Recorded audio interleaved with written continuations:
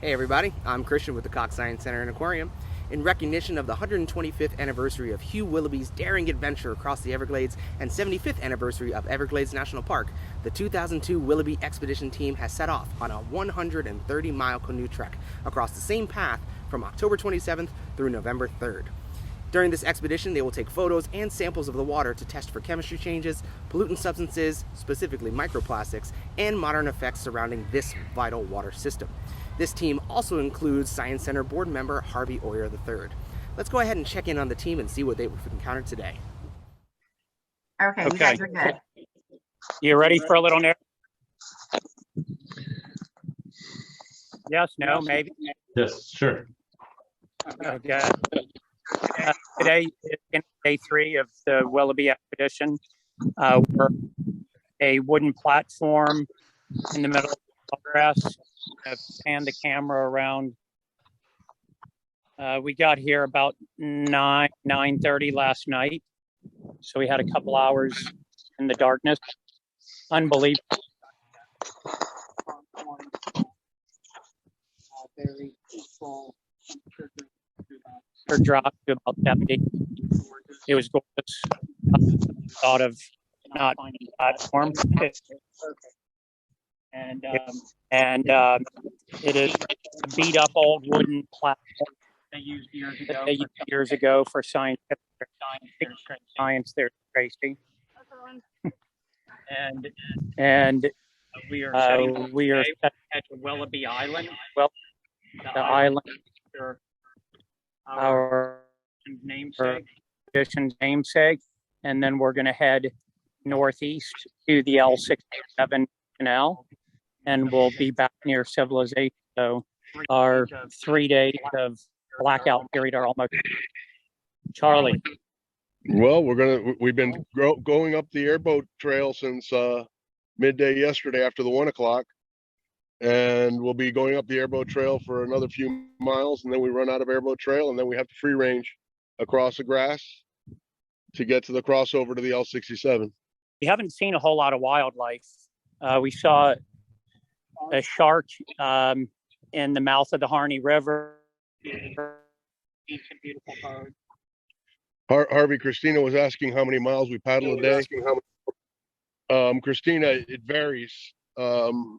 Last night yesterday we did over 20 miles. Some days we'll be doing as little as 10.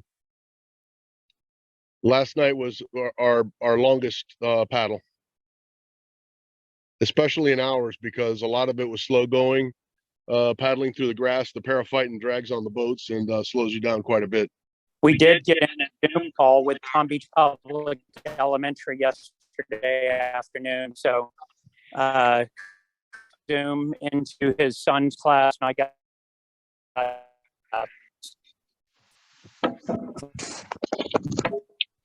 the weather we've lucked out on. We've had no rain on us. We've had a little bit of heat in the day, but not as bad as it could have been, and perfect sleeping weather at night. Spectacular.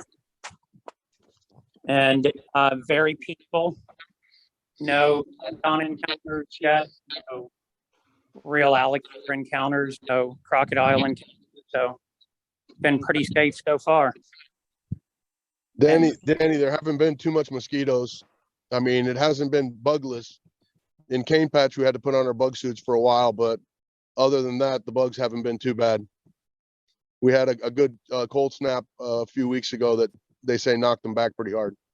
So the yellow net is the micro net. Trace, I don't know, does that lift up so we can show them how it works?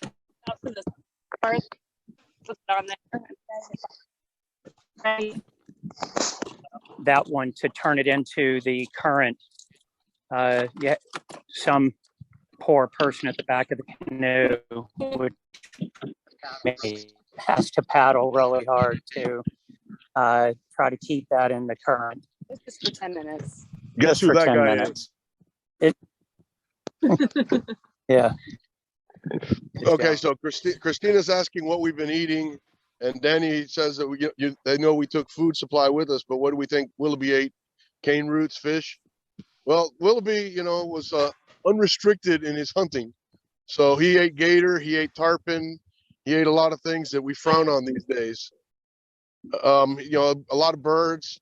So he ate pretty well, but he was living off the land as he was going. We, on the other hand, have been packing, and our first day we had Cuban sandwiches for lunch and Dion's fried chicken for dinner.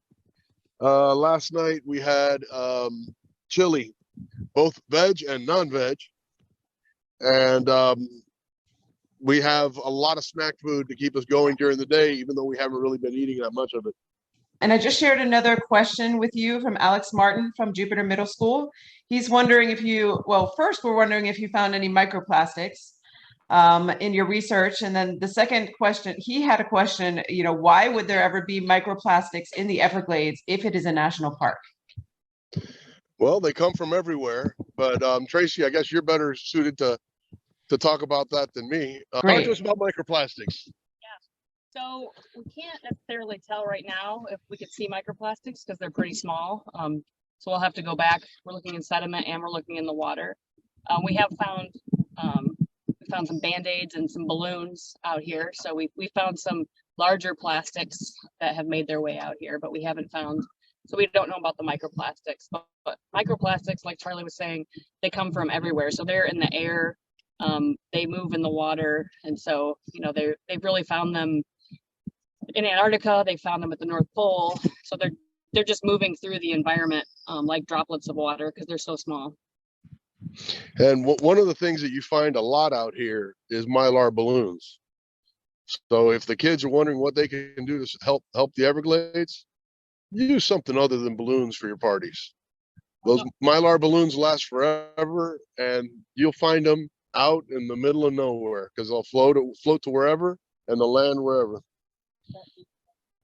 Right, especially Danny, we can't see the Shark Valley Tower from here, but we will be seeing it from the backside in about an hour or two.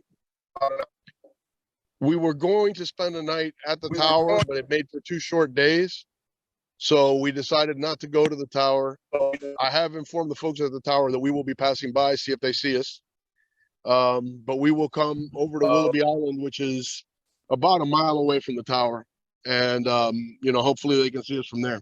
I wanted to say, in addition to balloons, things kids use in their everyday world that could help with respect to microplastics being in our environment are litter, plastic water bottles, and plastic straws, all of which commonly get our water supply.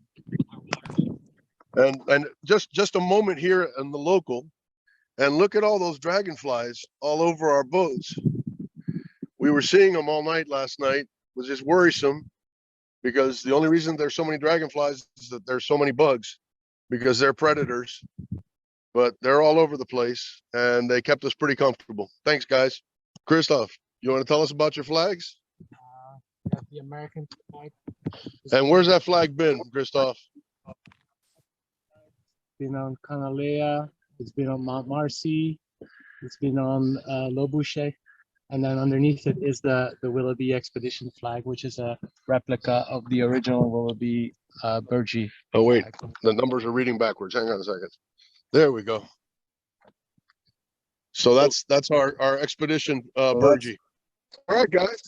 Well, I think that's it for today. Will you guys be joining us tomorrow?